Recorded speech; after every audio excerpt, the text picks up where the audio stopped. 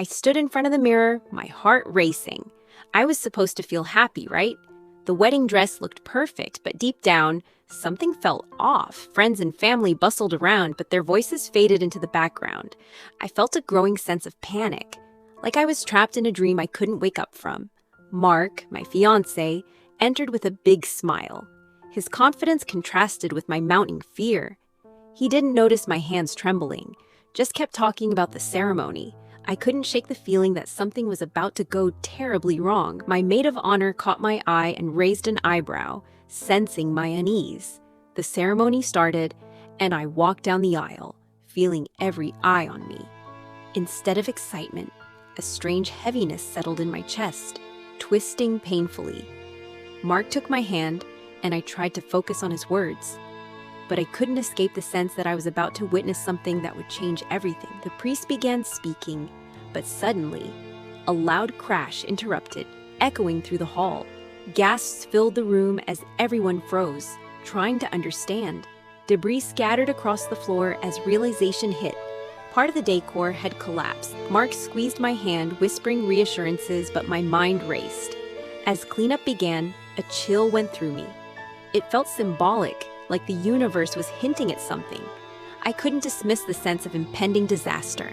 My mother approached, her face drawn with worry.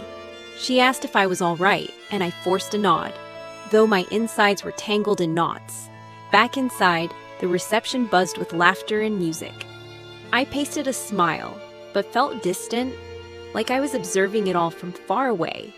Then, as Mark made his speech, I saw him glance nervously at his best man. The tension in the air was so thick, it was nearly suffocating. After the speeches, I tried to mingle, but overheard snippets of an argument between Mark and his best man. My stomach twisted grimly. I decided to confront Mark. Finding him alone, I asked what was going on. He hesitated, looked away, and finally admitted there'd been a misunderstanding. He confessed that our wedding fund had gotten mixed up in some business deal. My heart sank as he assured it would be resolved soon. Back at the table, I couldn't shake my disappointment. Watching guests laugh and celebrate, I felt disconnected, my thoughts heavy with doubt. Lost in thought, I noticed Mark's unusual quietness. He seemed distracted, his laughter forced. I couldn't ignore the awkward tension between us. As the evening unwound, Mark pulled me aside again, apologizing profusely. His earnestness was heartwarming, but my trust wavered. We danced, his arms tightly around me. I tried to enjoy the moment, but beneath the surface, my heart was pounding with all sorts of emotions. A loud cheer erupted as we finished our dance, but in the silence that followed, I felt separate from the joy, my worries still gnawing. Suddenly, the best man approached, looking frantic. He urged Mark aside, whispering something urgent.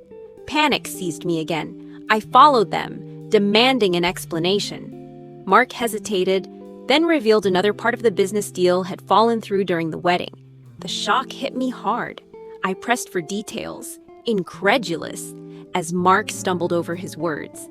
It felt surreal. Was this really happening during my wedding? With clarity, I realized this was Mark's fault. Advising against mixing business with personal funds seemed like common sense. Anger bubbled up. I retreated inside, trying to process everything. The day's beauty seemed tainted by broken trust and misplaced priorities. My heart felt heavy. My friends surrounded me, offering comfort. The warmth of their presence eased my turmoil temporarily, but my mind still buzzed with unresolved questions. Finally, I decided to talk seriously with Mark. Away from the festive chaos, I laid out my grief and confusion, my words stark and unwavering. He admitted fault and vowed to fix everything, his desperation palpable. Tears welled in his eyes, a crack in the facade I'd seen all day. Words could only do so much, though. I needed time to think, away from the chaos. I hoped for clarity on what this meant for us. In the quiet, I realized the wedding was just a day. I'd need to rethink our future, understanding what trust and partnership truly meant before moving forward. I was just unpacking boxes in my new place when I stumbled upon an old photo album full of memories I'd almost forgotten existed. There was something strange about one photo. My uncle wasn't supposed to be there at our family reunion. It was as if he had just wandered in. Curiosity started to gnaw at me, as I realized I didn't remember him ever being at those events. It felt like a scene from a long-lost movie. Determined to figure out the mystery, I decided to visit my mom. She always had answers to family oddities. A little anxious, I drove there. Mom, who was sitting on the porch in her floral dress, welcomed me with a smile that didn't quite reach her eyes. I braced myself for the talk. I showed her the album, pointing at the picture of Uncle Eric, and asked the obvious question. She hesitated, her eyes darting away for a moment. He was always around, Mom said, her voice quieter than usual. That didn't seem right. Why hide his presence if it wasn't a big deal?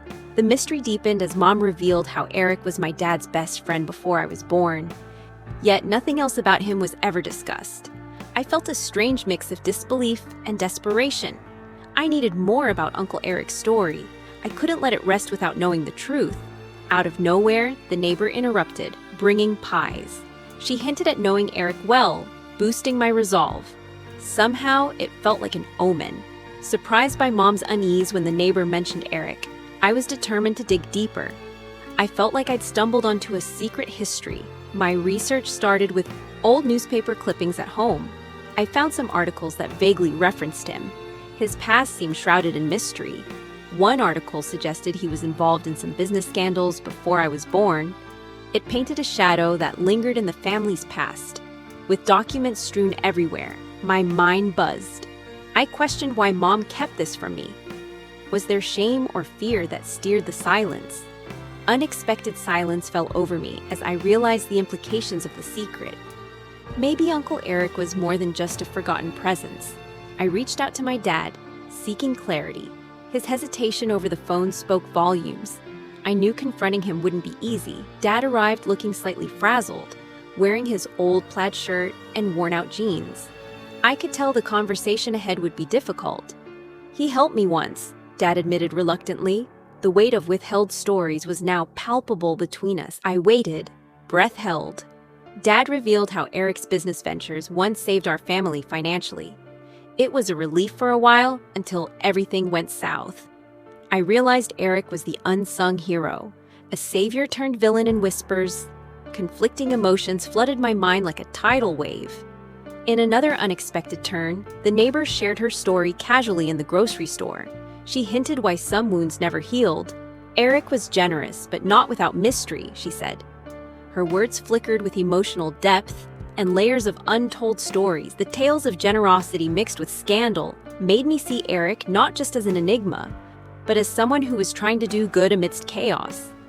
Though the truth was unsettling, I felt compelled to narrate Eric's story anew, to break the silence that had plagued my family for so long.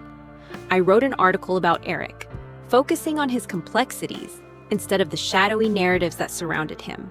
It felt liberating. My article was published, and the family responded with mixed feelings. They were grateful, yet cautious about revisiting old wounds. Eric's story sparked conversations that had long been avoided. It felt as though I had opened a door that led to healing, but also discomfort. I realized that secrets, while destructive, can also lead to understanding. The family grew closer, reshaping old beliefs through new dialogues. I learned to embrace the complexities within my family's history. Eric, with all his mysteries, became more real, a portrait painted with misunderstood intentions. I felt a profound sense of closure. Eric's layered legacy reminded me that sometimes the secrets we keep hold the key to who we are. I was sitting alone at the cafe, staring into my coffee, realizing my marriage was a shell. I felt like a ghost in my own life. My husband, Mark, walked into the cafe, his face stressed and distant. He didn't notice me at first, lost in his world. When Mark finally saw me, his smile was forced. We exchanged an awkward hug, the kind couples do when everything feels wrong. I asked him if we could talk at home. He shrugged but agreed. His eyes were like strangers, withholding the warmth that was once there. Back home, I poured wine and tried to find the words. The living room felt heavy with silence as Mark sat across from me. "Are we happy?" I asked. Mark didn't reply for a while, then just shook his head. His face held a truth I hadn't wanted to see. I felt a lump in my throat. The illusion of our perfect life shattered silently right between us. Mark's eyes were spilling the truth. Mark confessed he had been seeing someone else. The words felt like knives. I couldn't breathe, couldn't move. It was like he had thrown our life, our family, away. I wondered how I had been so blind. I felt pieces of me falling apart. I stormed into the bedroom, slammed the door. It felt small and suffocating, filled with reminders of a life built on lies. Sitting on the bed, I stared at the framed family photos, wondering if any of it was ever real. Memories felt fake, images hollow. Mark knocked softly, his voice breaking. He said he never wanted to hurt me, but it felt like a cruel joke now. I didn't respond. My silence was louder than anything could have been. Mark left eventually, his shadow fading down the hallway. I spent hours just lying there, trying to piece together the past. It felt like drowning in endless echoes of what I thought was real. Morning came, but nothing changed. I got up, feeling lost in my own home. The kitchen felt like a stranger's place. I tried to make breakfast, but the routine felt oppressive. My hands worked mechanically, yet everything felt wrong, empty. The phone buzzed with messages from friends asking if I was okay. I hadn't told them yet. How could I even begin to explain? I answered one friend, saying we were taking some space. It felt like a lie and partial truth all the same. I heard Mark leaving, slamming the front door. He was off to his new life, leaving behind the debris of ours. The whole day passed in a blur. I wandered through the house, reliving moments, trying to understand where things went wrong. Then, I found our wedding vows written on paper, tucked in a drawer. They felt like lines from a forgotten play, unreal. I ripped the vows into pieces. It was freeing, but also devastating. I felt something shift inside me, a bitter release. I realized, despite everything, this was a wake-up call. The illusion was gone, but maybe I could start anew, without chains. The next day, I decided to change the house around, move things, make it mine. Mark's presence was fading, a memory. I started painting again, something I loved but discarded for him.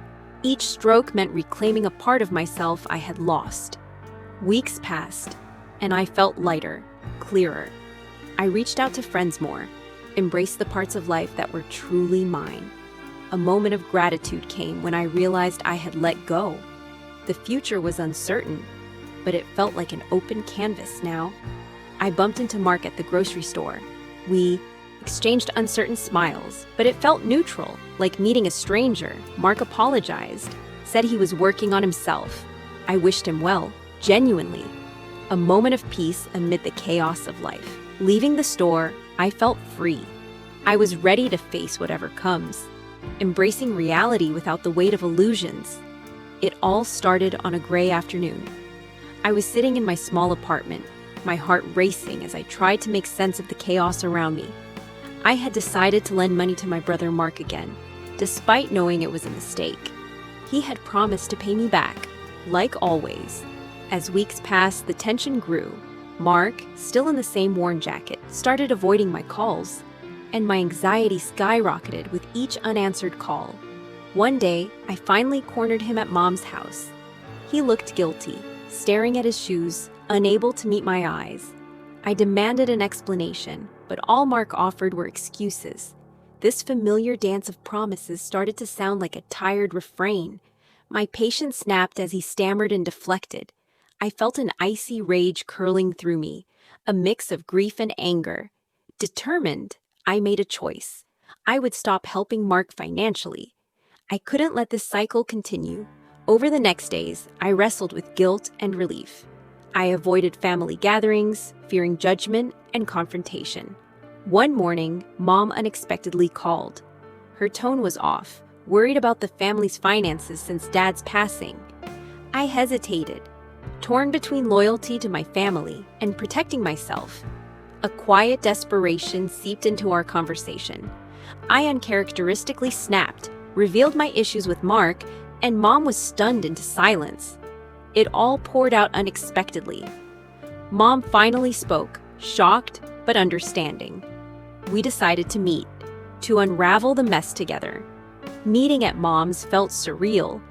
It was a tense cloud of emotion hanging in the air, the house filled with echoes of past arguments. We started unraveling. Mom explained her own struggles and Mark's broken dreams. It all felt heavy, yet inevitable. Despite the heaviness, there was a sense of clarity. We understood how to move forward, together, without past mistakes. Life didn't magically improve, but there was resilience and solidarity. Mark faced reality and sought counseling. Days turned into weeks of cautious rebuilding. I reconnected with family. The fear of judgment washed away slowly. Mark, still struggling, began making amends. It's awkward, but sincere effort glimmered amidst the discomfort. Visiting Dad's grave brought a somber peace. There was sorrow, but also gratitude for guidance and unity.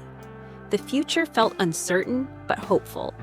We stood together, pondering shared dreams and new beginnings in Dad's honor. Just when the future seemed steady, Mark faced another setback. It was a harsh reminder of the unpredictability of choices. Mark's sense of panic was palpable, making resolve harder. Decisions seemed shaky, and the fragile illusion of control cracked. I grappled with a mix of helplessness and urgent responsibility, feeling cornered by circumstances and family ties. Mom's voice broke the panic. Her calm reassurance was a lifeline, the wisdom of experience softening the chaos within. Challenges approached, but family unity remained strong. We chose to trust Mark's journey while standing firmly by him. Quietly, the storm subsided. Mark embraced his vulnerability and inner strength, stepping into the light of recovery. As my decisions led to gradual peace, gratitude rose within me. I finally felt truly alive and connected to those I loved. Reflecting on the journey, I realized each moment shaped who I became. We thrived in chaos, but emerged stronger together. Mark's laughter echoed through the house, a rare sound that brought tears of joy. It marked a beginning of lighter days ahead.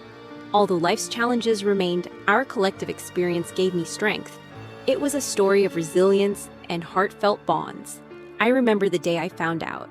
I was sitting in my small kitchen, staring blankly at the wall, when I opened the email that changed everything. The email contained detailed records of my husband's affair. I felt my stomach drop and my heart race, unable to believe what I was reading. I couldn't sit still. I paced around the kitchen, holding the printed emails tightly in my trembling hands, trying to calm my racing thoughts.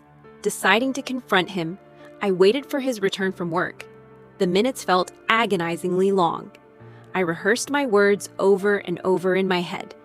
When he walked in the door, his cheerful greeting hit me like a slap. I couldn't respond, just handed him the printed emails without a word. His face immediately fell as he read the first few lines. I saw his confusion transform into guilt and then into panic. It felt like it lasted forever. We argued fiercely, voices bouncing off the walls, accusations flying. His excuses felt empty, like fragile paper dolls crumbling under my anger. I demanded answers. He tried explaining, but each word he uttered only fueled my rage.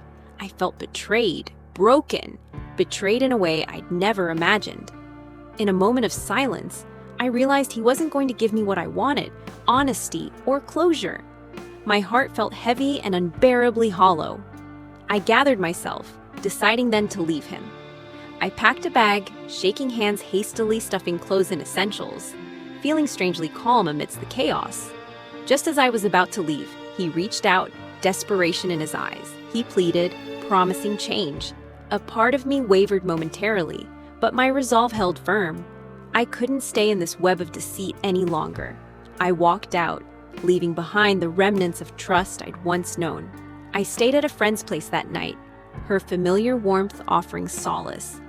We talked for hours, but my mind kept wandering back to the broken pieces. Days turned into weeks, and I found myself settling into a new routine. Still, his messages came, apologies, pleas, all unanswered. One morning, a knock at the door startled me. It was him, looking older, more weary than before. He held a bouquet, hope in his eyes. I invited him in, against my better judgment. We sat in the living room, an ocean of silence between us, both searching for the right words to break it. He apologized deeply, his voice earnest this time. For a moment, I saw glimpses of the man I married, hidden under layers of mistakes. I listened, not speaking. Memories flooded back, the good and bad, intertwined.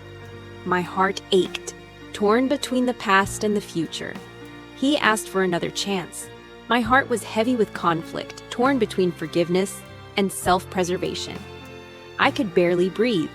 I agreed to talk things through, but slowly.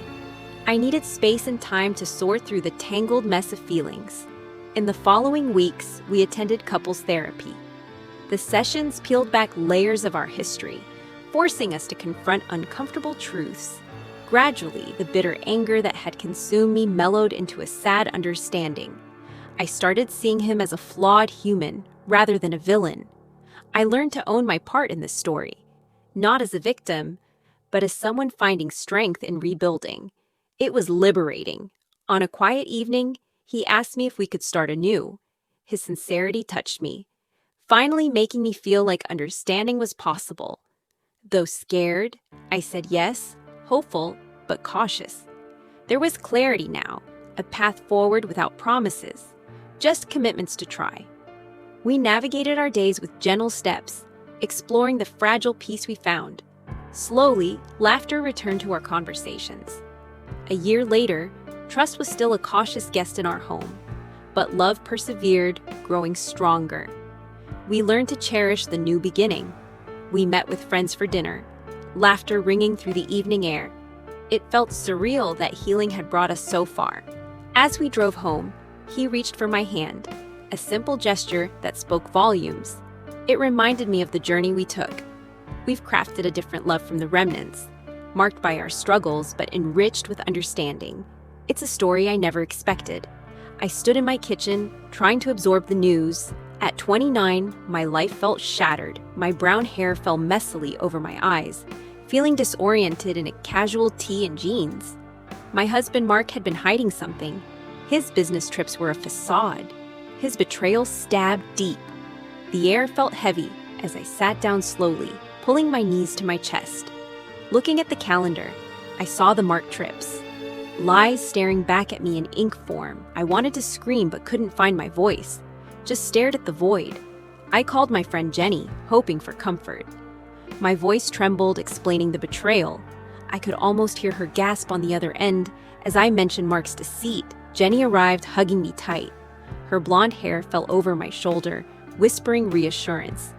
I wanted to believe her, but felt too numb. Tears welled up as we sat together. Breaking. Down by the fireplace, I confessed my fears. Jenny listened, eyes full of empathy. I was drowning in emotions, trapped in a cycle of betrayal thoughts. Mark came home late, unaware I knew. His smile sickened me. I faked a greeting, my heart pounding, wanting answers from his deceitful lips. I watched him fall asleep, wondering if he felt guilt. Emotions battled inside me. Sleep seemed impossible with his betrayal hanging over us like a storm cloud. Morning came with clarity. I decided to uncover the truth, searching through drawers and emails. Each confirming his betrayal made my heart ache more. Unexpectedly, I found a receipt for a hotel stay under her name. Rage boiled inside me, realizing his infidelity reached further than imagined. Confrontation was inevitable. I stood before him trembling, my voice shaky, revealing the uncovered lies. His face shifted from shock to conflicted. He tried lying, scrambling for excuses. I felt disgusted, realizing his habitual deceit. My voice grew stronger, demanding truth with tears rolling down. Silence took over as his excuses faltered. I turned away, staring out the window, heartbroken but defiant. The life we built felt like a mockery. I needed space. I left the room, escaping to our backyard. The fresh air hit my lungs, grounding me. I felt lighter, distance from his lies. Jenny found me outside. Her presence was calming, offering silent support. We watched the sunset, sharing unspoken words. Her friendship was my lifeline. Deciding to move forward, I packed his things, determined to reclaim my space. Each item placed in the box felt cleansing, removing traces of betrayal. With each box, memories flooded back, some precious, now tainted by deceit. My tears were cathartic, flowing freely. I laughed at his ridiculous excuses. Unexpectedly found a note from our early days. His old promises, now broken. A bittersweet smile cracked on my lips as I discarded the paper. Mark tried to apologize, voice laced with regret. I listened, but my resolve was firm. He couldn't mend what he broke. I turned away, finding strength in leaving, deciding to pursue happiness. I revisited hobbies I lost over the years. Painting brought serenity, filling the room with colors instead of lies. I joined a support group, sharing my story openly. Others nodded with understanding, offering mutual empathy. Their camaraderie felt like a balm to my wounds. On a walk, I wandered past an old cafe. Memories of happy times surfaced but didn't claw me back. Instead, I felt peace with the passage of time. Encountered a gentle stranger. He asked for directions. Simple kindness amidst old turmoil revived hope that not every interaction is tainted.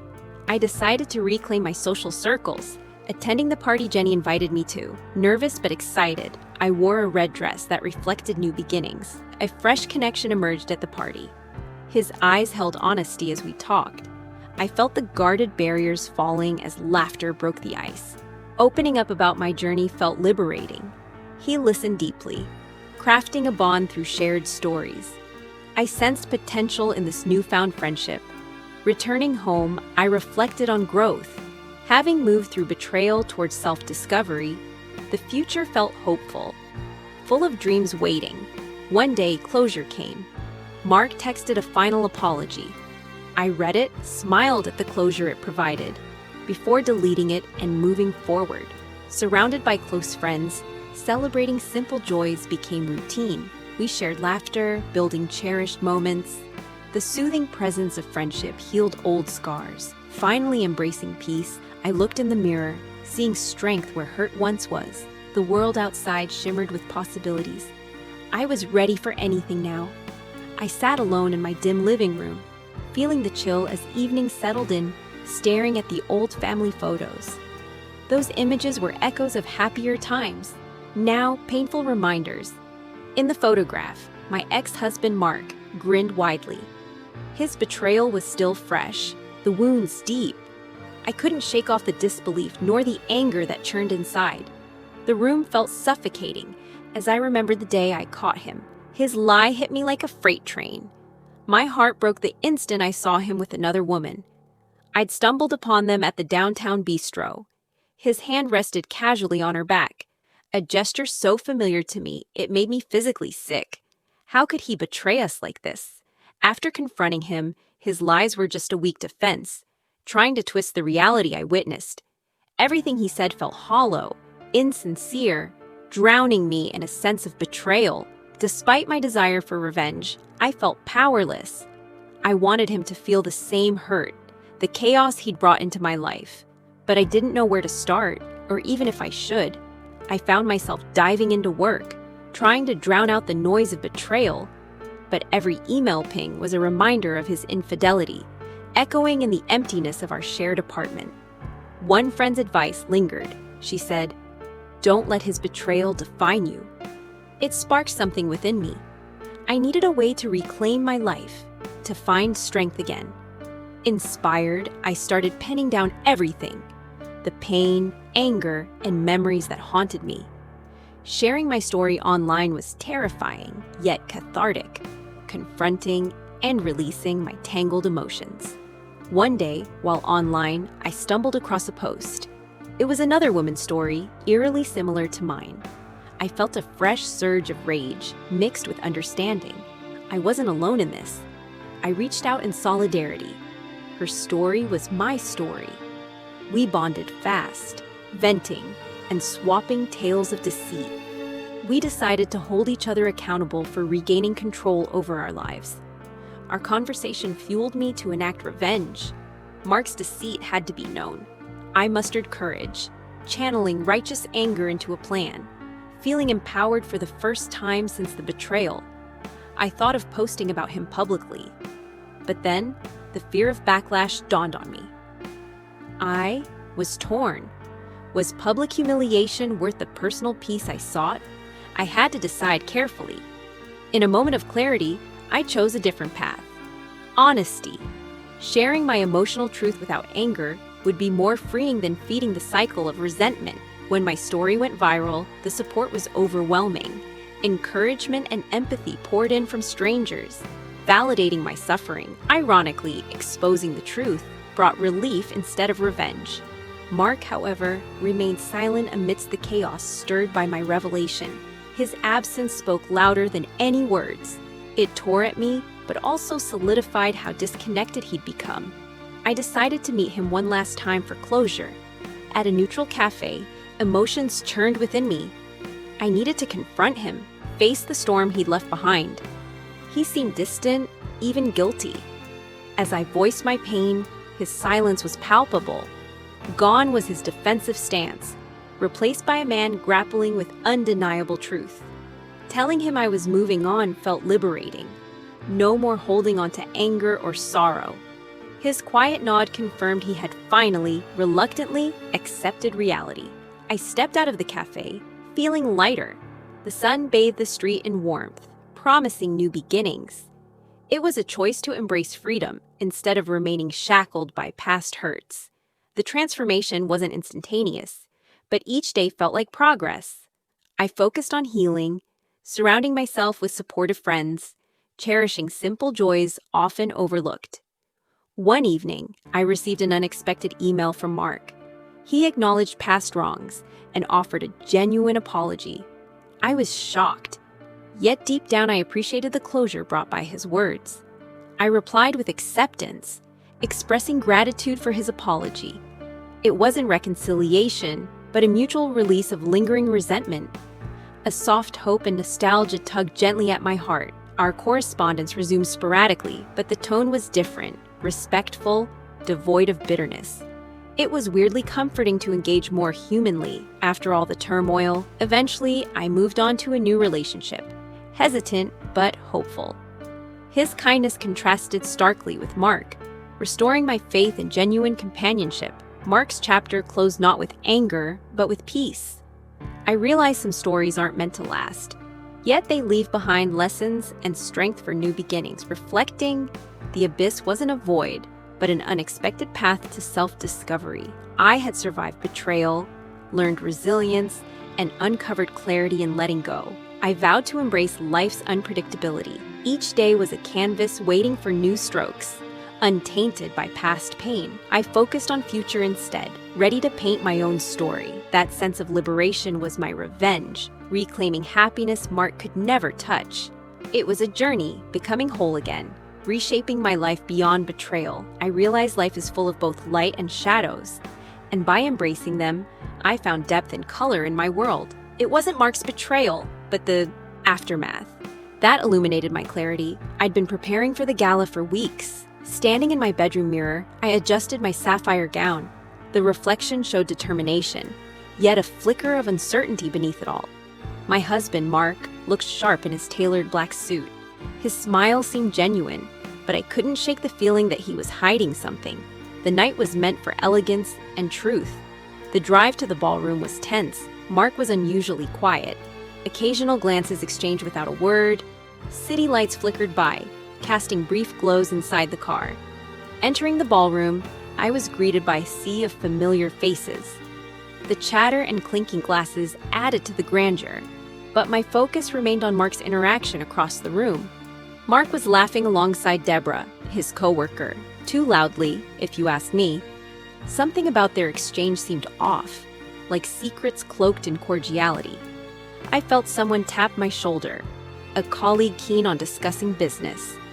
I tried to focus, but my mind lingered on the laughter echoing from Mark and Deborah. Deborah whispered something in Mark's ear, and they both glanced my way, a fleeting look that hit me like a dart. I pretended not to notice, anxiety bubbling within. Heading towards the terrace, I needed air to calm my racing heart. The evening breeze was cold but refreshing, distant music faintly playing as I pondered my suspicions. Mark joined me outside, a sheepish grin on his face.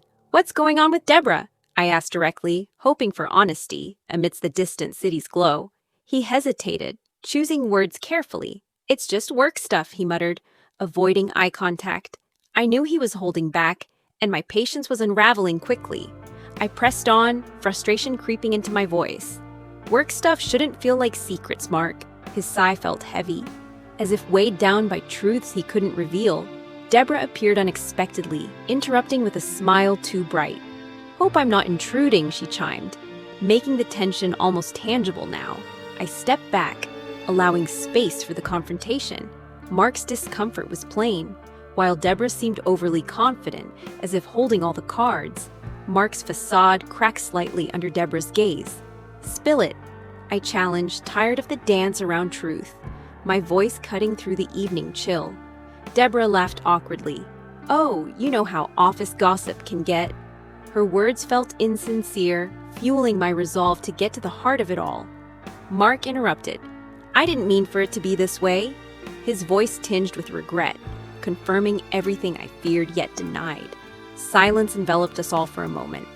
I felt the weight of betrayal settle heavily in my chest. Deborah's smirk suggested a victory she had long pursued. Mark's eyes pleaded for understanding. Inside, the ballroom felt surreal now.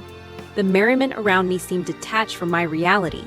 Mark followed, a strained apology on his lips. I couldn't listen. The betrayal felt like a public spectacle. Faces once friendly now seemed to whisper truths behind my back. I felt cornered in grandeur. Mark tried to reach for my hand, but I pulled away, feeling the sting of deceit. His touch felt unfamiliar now, and the ballroom blur heightened my isolation.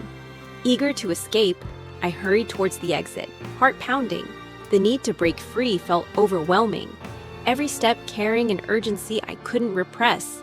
A fellow guest, seeing my distress, whispered, "Are you okay?" Her concern broke the isolation briefly, reminding me I wasn't alone in this. I couldn't respond, merely nodded with tears threatening to spill over. I needed air, clarity, anything but this gilded cage of deception. Finally outside, I breathed deeply, allowing the night air to clear my mind. The stars overhead offered solace, something familiar against the night's chaos. Mark's voice echoed as he followed. "I screwed up, but I love you." His confession was raw, leaving our relationship teetering on the brink. Debating my next move, I faced the choice between forgiving or moving on. The weight of decision pressed heavy, but offered the promise of something new. I turned slightly, facing Mark. "You broke everything," I stated, my voice firm. His silent nod triggered a shift, the sincerity marking a new beginning. Deciding swiftly, I realized I needed time alone to rebuild, to find myself again. I stepped forward, heart ready for the unknown journey ahead. Mark remained in place, a figure of regret against the backdrop of a life I was leaving behind. The path was mine to forge now, free from artifice. I returned home, shedding the evening gown like memories too heavy to carry. Relief enveloped me, knowing the choices ahead were truly my own now. I remember walking home, clutching the tightly woven bracelet she made. It felt like comfort, but now it's just a reminder of the betrayal. As I walked into the kitchen, I found him sitting there, unbothered, sipping his coffee. It was like he had no idea he'd shattered my world. I asked him straight up about the affair, but he shrugged, barely looking at me. I felt invisible, like my existence didn't matter. That night, I couldn't sleep. I lay there, staring at the ceiling, and trying to piece together where everything went wrong. The next morning, I decided to confront her. Somehow, she managed to smile, like nothing happened. Her insincerity was infuriating. I could feel my face flaming as I asked her, why? She merely laughed as if it was all a game, fueling my rage even more. Their dismissiveness only strengthened my determination. It was clear I needed to plan carefully for my revenge. I began collecting evidence, messages, emails, anything I could use to break them apart. Each find was a small victory. Weeks later, the confrontation happened. He looked genuinely shocked when I revealed everything I knew. Finally, a crack in his facade. His denial quickly turned into desperation, begging for forgiveness. It was surreal watching him unravel, but I stayed firm. Her reaction was harsher. She didn't break down. Instead, she turned cold, glaring at me with disdain, casually dismissing my evidence. I left them both behind. It felt like walking away from the wreckage of my life, but I needed this closure. Moving on was hard. Every room echoed with memories. Yet each day taught me a little bit about healing. Gradually, I started weaving again. Crafts had always been an outlet, reconstructing broken things into something new. Friends helped. They saw me through my hardest nights. Their laughter reminded me of the good that still existed. One day he called, apologizing profusely. It was a moment I hadn't anticipated, a strange confliction of old hurt and new gestures. Against my better judgment, we met. He seemed changed, quieter than before, but I still couldn't shake the lingering mistrust. He explained himself, not expecting forgiveness. There was a sincerity to him now, but hurt was still my abiding companion. Weeks passed, and I found myself contemplating forgiveness. Not for him, but for me. I needed to let go. I gifted him the bracelet again, much to his surprise. It symbolized not reconciliation, but forgiveness and boundaries. Unexpectedly, she reached out too, admitting her faults. Her apology felt like the final piece needed for closure. It's strange how life moves forward, gently weaving together ripped threads. I found strength in my journey. I look back now and see the wreckage not as the end, but the groundwork for growth. It changed me in ways I never expected. Visiting old places once filled with pain, I saw beauty now. It was my mind that had transformed, not the world. Revenge felt good at the time, but the real win was rediscovering myself, finding peace that once seemed unreachable. Embracing new projects, I met others who've walked similar paths. We bonded over shared struggles, weaving new friendships. Looking back, I realized how fragmented my life was, but each piece holds a story. Weaving them together is what makes life whole. I found someone new, someone who saw beyond the broken. His kindness allowed me to trust again, a rarity I'd almost forgotten. He's different, patient, and understanding. For once, I see a future without the shadows of past heartbreaks. In weaving the wreckage of my life, I discovered resilience and peace. I'm not afraid of storms anymore, because I know how to rebuild. I was living a quiet life in my mid-30s, nothing too exciting, just a regular guy with short brown hair and an easygoing vibe. I never anticipated what was coming. My routine was predictable: coffee, work, and repeat. Mark, my colleague, always seemed a bit too eager to please our boss. I should have seen the signs. Suddenly, the atmosphere shifted. Rumors about my position started swirling around the office. I felt my stomach twist. Something wasn't right. My boss called me in, and Mark stood there smirking. "You've been here too long," he said.